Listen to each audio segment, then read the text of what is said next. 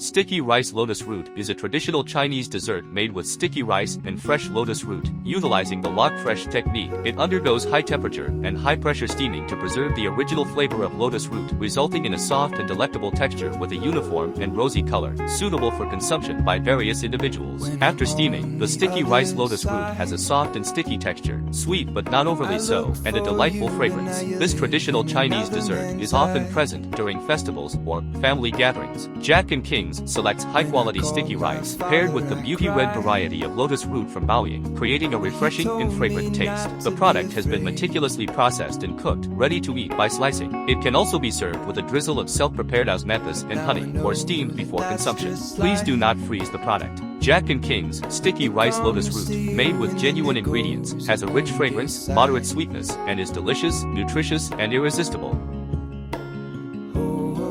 Jack&King's, a taste of China anytime, anywhere.